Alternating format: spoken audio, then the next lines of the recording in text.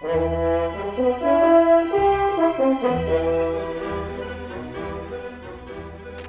is about your own future, so better pay attention. Robots are talked about a lot these days, so much so that the Financial Times apparently has created this app where you can check whether you are soon going to be replaced by robots. Of course, the worries about automation destroying jobs have always existed since the early days of capitalism, when machines were systematically used to replace labor. But more recently, these fears have seemed to have reached a fever pitch as automation is now set to affect white-collar and professional jobs that we had thought are very difficult, if not completely impossible, to automate. Travel agents, accountants, lawyers, medical doctors, guys who read MRI scans. Some economists have stoked these fears by arguing that almost 50% of the jobs in the US may be automated over the next decade or two. Others have suggested that no, actually, these new technologies are going to create even more and better jobs, even though it might destroy some of the existing jobs. In this lecture, I want to discuss how automation technologies, including robots and artificial intelligence, first of all, transforming the world of production, and secondly, how these are going to affect your future working life. British factory owner Oliver Evans, back in 1785, invented an automatic flour mill. And since that time, late 18th century, automation technologies have advanced and found applications in almost all industries. Now, the critical development was actually not in the last 10 years, 20 years. It was in the 1950s when machine tools were automated with the help of what is called numerical control. So basically, you feed this punched paper type with holes and so on, instructing how this machine tool is going to move, and that created greater scope for automation. This was soon developed into computerized numerical control, known as CNC, and this is the foundation of modern automation technology. Very interestingly, in the very early days of numerical control, this American science fiction writer, Kurt Vonnegut, earlier in his career in 1951, he wrote this novel called Play a Piano, in which numerical control replaced all human workers. Except for a few managers and engineers, no one had anything to do. They were all paid very well by the government because the productivity was very high, but there were no jobs. Now, player piano is this automatic pianos where you basically feed the score with the instruction sheet with punch holes and so on. And the early numerical control machines resemble this. Anyway, with the birth of CNC, computerized numerical control, automation became a common feature in all industries. So today, everything from mining to power generation, from steel making to making of industrial packaging, you have these automated machines. Industrial automation basically replaces two things that workers do. One is decision-making capacity, what am I going to do next? And the other is the manual operation. How am I going to do it? Basically, this is done through programming, which controls mechanical equipment. And of course, naturally, robots are one type of automation technology. Most of us think of robots as a humanoid, like the Terminator. I mean, that is not necessarily the form that robots take. Actually, according to the agreed international definition offered by the International Organization for Standardization, ISO, and IFR, International Federation of Robotics, industrial robots are defined as automatically controlled, reprogrammable, multi-purpose manipulator programmable in 3 or more axes, which may be either fixed in place or mobile for using industrial automation applications. Basically, what it is saying is that it is able to move in different directions, and you can control the movement with the programming. Actually, robots are not creatures of science fiction. They're already there in large numbers. According to the estimate by IFR, we already have more than 1.5 million industrial robots, and it is estimating that that number will rise to 2.5 million.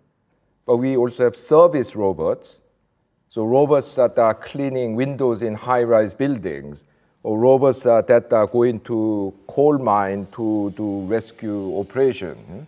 If you include those robots, I mean, we have millions and millions of robots. We are already living in the age of robots. There's a huge fear of robots in the United States, not least because there are a lot of companies in that country developing robot technologies. But actually, US is not as robotized as other economies. So this is a bit of old statistics. This is 2007. It was the European economies which had more robots than the United States. UK actually has very few.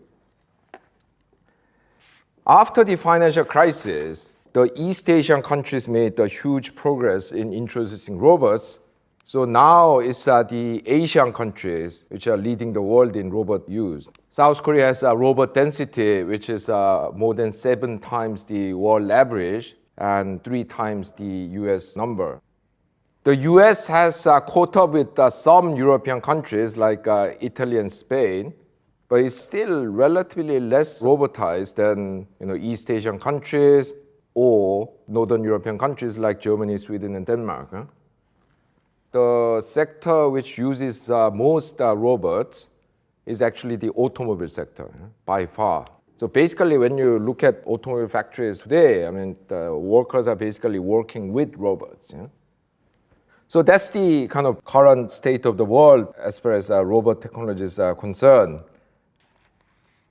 Given the long history of automation, it is natural that economists have debated the impacts of the automation on the economy and society. The impact of technology on the economy and society has been rather under-researched in the recent period. Also, in neoclassical economic theory, technologies are seen as blueprints that you can just take off the shelf and apply.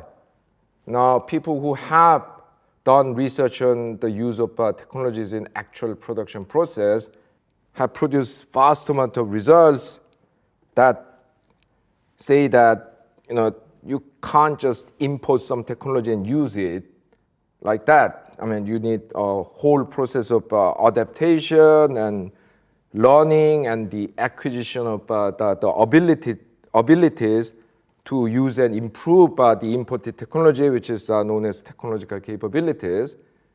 Moreover, in the neoclassical economics, technology is usually treated as an exogenous factor.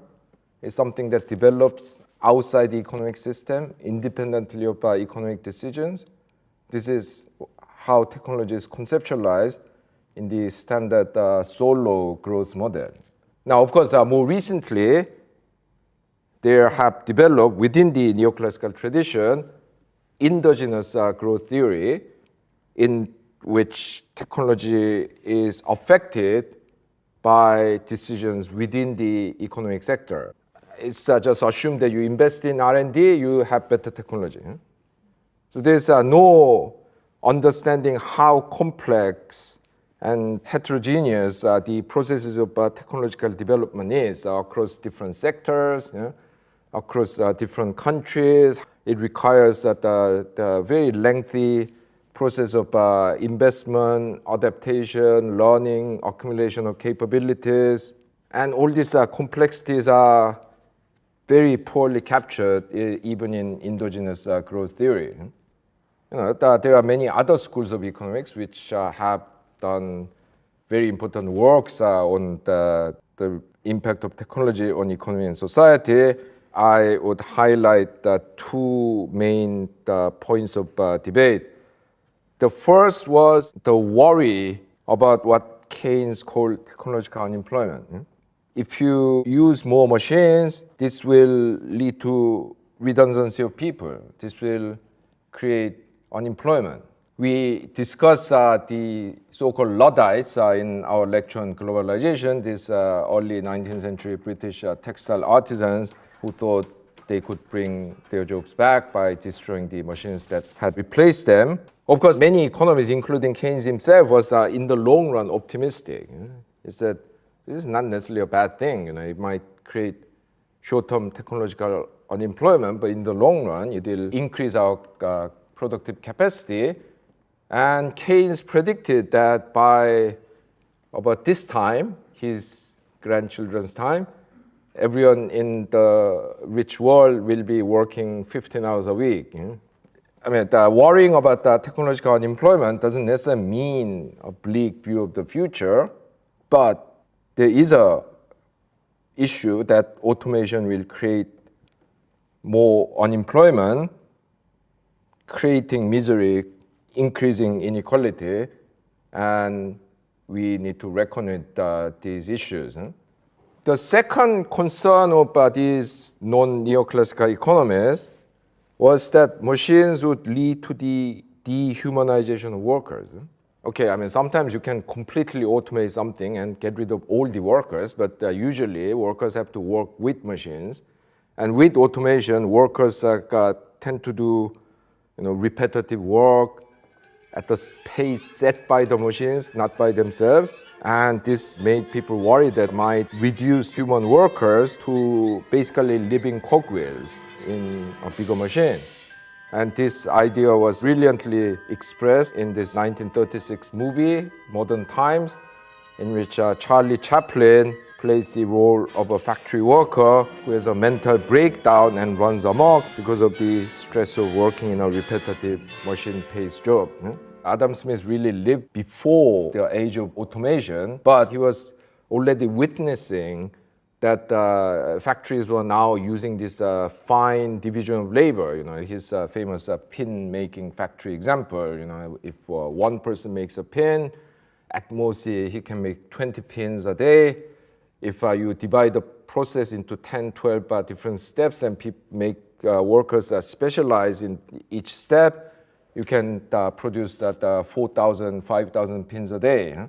That's his famous thesis on the benefit of division of labor, which was actually the very first chapter of the Wealth of Nations. At the time when most people didn't even have the idea of public education, he advocated government-funded education of workers so that they would recover their intelligence, because he thought this was going to destroy their intelligence, make them stupid.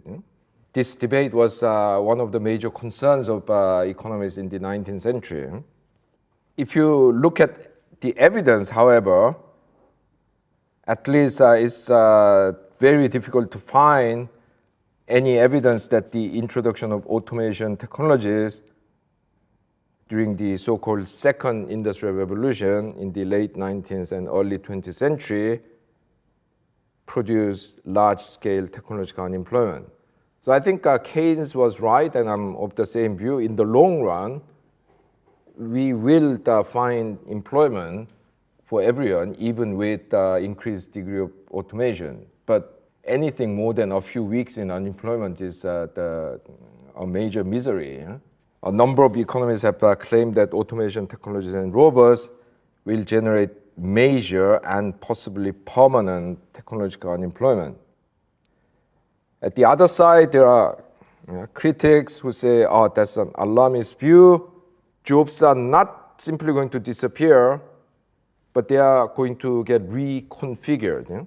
And only some of the tasks within each job can be automated.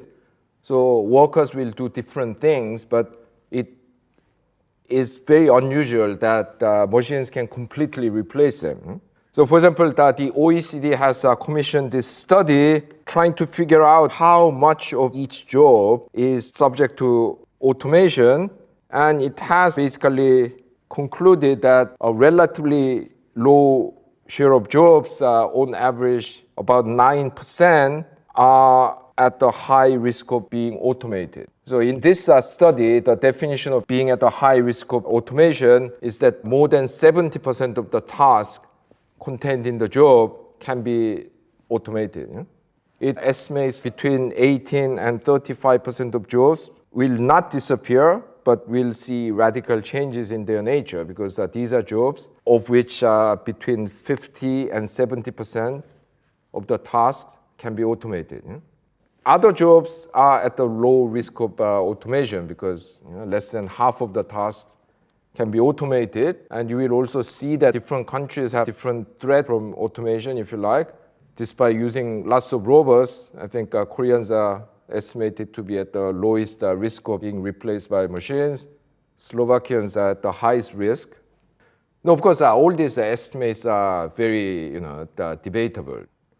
But another study by the McKinsey Global Institute, basically the picture that emerges from this is that less than actually 5% of occupation can be fully automated.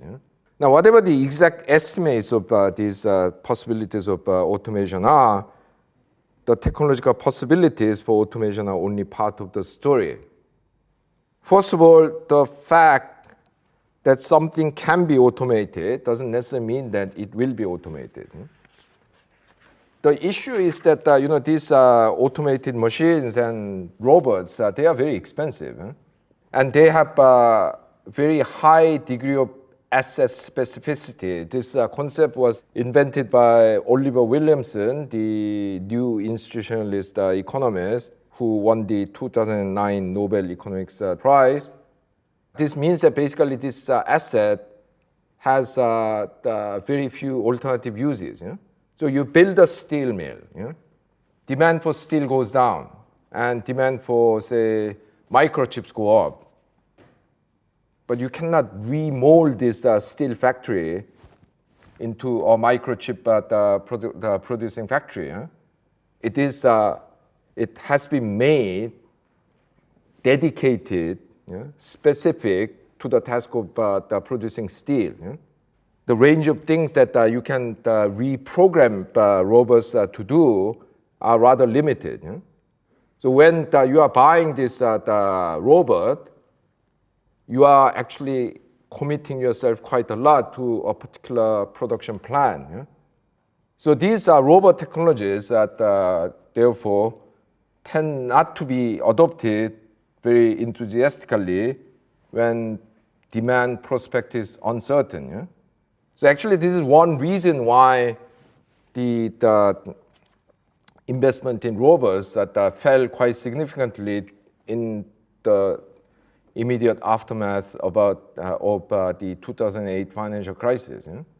And this is when the East Asian economies caught up, because their industries were less affected by this crisis. They had more certainty about their demand, and they were willing to commit to these robots. But in Western Europe, and to a lesser extent in North America, companies were wary. So you have to look at this the demand conditions. Also, you have to consider what may be called dynamic demand responses that may lead to creation of more jobs than what were destroyed. This economist called James Besson has pointed out that how during the 19th century, something like 98% of the labor required to weave cloth was automated. Automated weaving dropped the price of cloth so much, demand increased so much that there were actually more weavers than before, only that most of the traditional weaving was done by machines. I mean, that probably is an extreme example, but you can see how increased productivity and fall in prices may actually increase demand more than proportionally. At the other end of the system, you have also to consider dynamic supply responses. Intuitive example, when you introduce robots, it will create demand for engineers who do maintenance for robots. So when you introduce new technologies, it also creates demand for other jobs. According to the Information Technology and Innovation Foundation, between 2010 and 15, approximately 6 technology-related jobs were created for every 10 jobs lost. Yeah? So you have to look at this second round, third round effects to understand the full consequences. But when you discuss this issue of automation and robots these days, you often encounter people who say, no, this time is different. Yeah? And there are some reasons to think that. Yeah? First of all, automation technologies these days are increasingly embedded in what is known as digital factories, which basically means that all the machines are linked with each other through internet. Huh? So this opens up far more possibilities for further automation than before. So, it hasn't happened yet, but we might see a step change in the degree of automation because of that. Yeah? Another is that more recent technological advancements are rapidly pushing the boundaries of machine learning.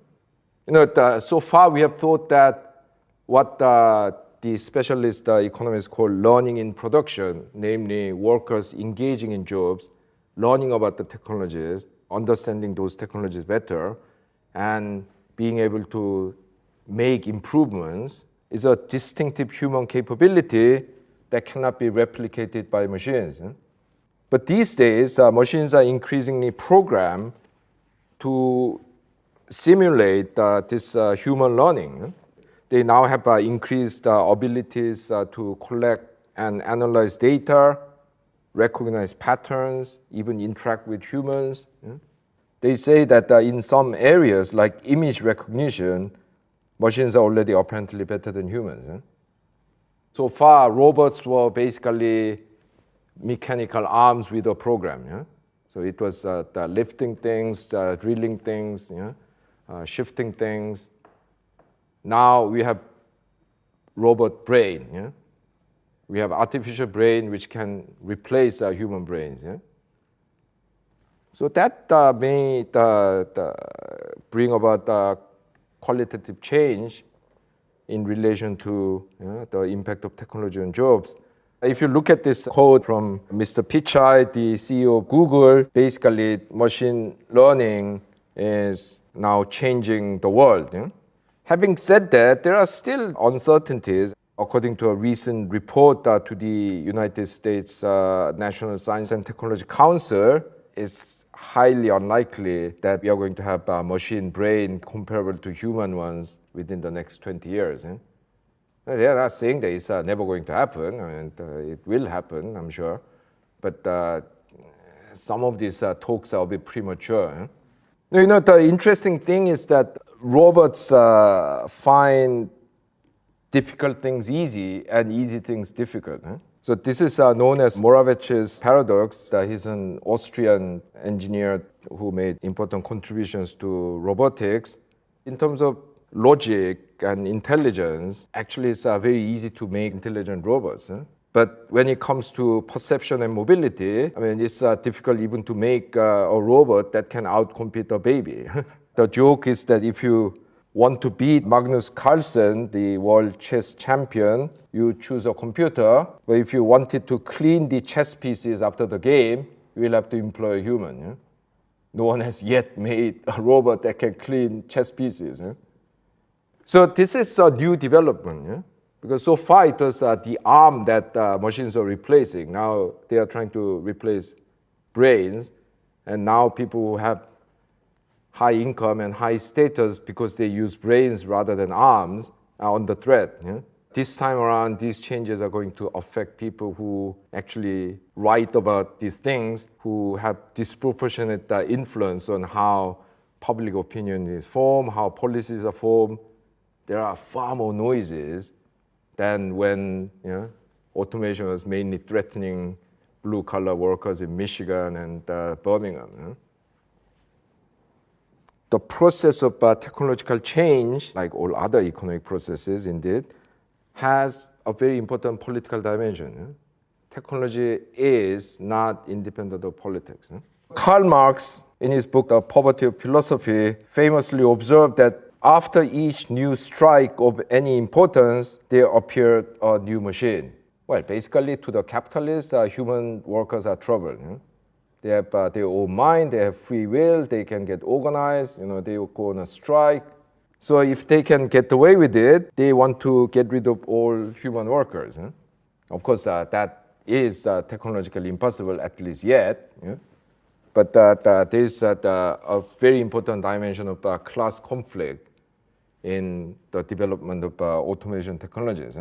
Indeed, in the 1960s and 70s, Marxist economists like Harry Braverman and Stephen Marglin were producing works examining the history of capitalism, arguing that actually capitalists have usually chosen technologies that gave them maximum control over the workers in the production process rather than most efficient technologies. When capitalists make decisions about what machines to buy, what kind of automation technologies to deploy, they think about these things. It's not a politics-free process. So let me now discuss how the very evolution of automation and other related technologies and their impacts are shaped by the political process. Well, first of all, society, without us necessarily realizing, is doing lots of things through government regulations, subsidies, bans, shape the evolution of technologies. The government might decide that, yes, we need robots, but we need them in areas that are not necessarily related to companies making money. We need robots to take care of old people. Those are the robots that we want, not robots that build more cars, not robots that replace accountants. So the government can deliberately promote particular types of robots in areas that may not necessarily make money for business, but may be actually far more useful for the whole society. The society, through government regulations mainly, although you could use other means, could toughen the regulations on the working conditions of human workers to encourage the development of automation technologies. So you could demand that workers are not allowed to do more than certain amount of hard physical labor or works that have a danger of injury and so on. If you implement the regulation, then the companies will naturally have to use machines to replace them. So actually you can make workers' life easier rather than more difficult. Or at the broader scale, we may, as a society, decide to deliberately slow down the introduction of automation technologies in order to preserve jobs. In the world that Player Piano describes, at least according to the mainstream neoclassical theory, everyone should be ecstatic. They don't have to work. They don't want in any material comfort. But the world that Vonnegut is describing is a world where everyone is feeling miserable. They have nothing to do. They are bored. They feel useless. A large part of human identity and capabilities are significantly shaped by our work life. Unfortunately, neoclassical economics is economics about exchange and consumption. So basically, economics ends when we go to work. It starts again when you come out and have the wages to spend on things, and that consumption gives us utility, make us happy. Or alternatively, you work less, you have more leisure time, that's great, but work itself is seen as this utility that you have to put up with so that you can earn some income with which you can buy things whose consumption gives you the ultimate purpose of life. Other people have argued that this is not how human beings are. I mean, especially people influenced by the Marxist school, but other economists too. And I and Dr. Andreoni even talked about the workplace being one of the most important structures of living together in human society. So when you think about it, having work is very important. You develop as a human being. For some types of works, you may actually even enjoy it. And that's where you socialize, you meet people. That's where you live. So when you take that view, you may say, yes, we could get more material products by replacing these humans, but we are not going to do that. We are deliberately going to slow down this process because people need to work. Yeah, so you might choose to live in a world that's slightly less comfortable materially so that more people can have work. The extreme kind of example of play a piano in which only a handful of engineers and managers have a job, in which everyone else is miserable. You don't want that kind of world. I mean, it's not just a matter of class struggle. It's about what it means to be a human being. Do you want, infinite leisure, high level of material comfort with no work? Or do you want work with less comfort and less leisure? It's a philosophical choice.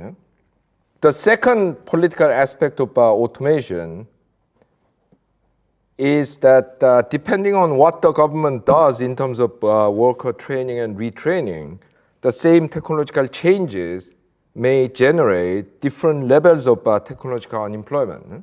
You introduce automation and replace workers. If those workers do not have the skills to be deployed elsewhere, they will remain in technological unemployment. If you can have the government provide free or subsidized retraining and help them find jobs like governments in Scandinavia do very well, even with the same degree of new automation technologies, you might have a lot fewer people in technological unemployment. So even with the same technologies, depending on what the government does, especially in relation to retraining, job search, and relocation, you could have very different levels of technological unemployment. Now, these are kind of very political decisions. Because the market is not going to do it automatically. Last but not least, the evolution of automation technology is also affected by the degree to which workers resist automation. The reason why the US is not so much advanced in terms of automation technologies is because of the political resistance that the workers have been putting up towards automation. Because in that country, if you lose your job, you cannot even go to hospital freely. Now, of course, 90% of the workers are non-unionized, and they cannot really put up any meaningful resistance, but the remaining 10%, like the auto workers, fight to death to prevent automation. In contrast, countries with relatively high levels of automation, like Sweden and Japan, have had arrangements that reduce the incentive of workers to resist automation. The Japanese way is known as lifetime employment. Now, of course, not all Japanese workers get that. You have to bear that in mind, but say the top half of the workers with the high skills, they are implicitly given what is known as lifetime employment, which means that if you work for the company, even if your current job disappears, they'll redeploy you in some other job. The Swedish way is not to protect job at the company level, but give the security of livelihood at the national level. So your company automates your the job, you lose your job, well, it's not the end of the world. You have unemployment benefit equivalent to 65 to 70%, depending on the exact government you have at the moment, of your last salary. up to 2 years. You get retrained. The government helps you to find a new job. They sometimes even subsidize you relocating. So actually, workers in those countries have been far less resistant to automation than the ones in the United States. So whether automation technology gets introduced or not is partly affected by things like the welfare state and employment guarantees and so on, because the workers, they cannot resist it forever, but they can, for a significant period, resist introduction of certain automation technologies. You need to assure the workers that the introduction of automation technology doesn't mean the end of your life.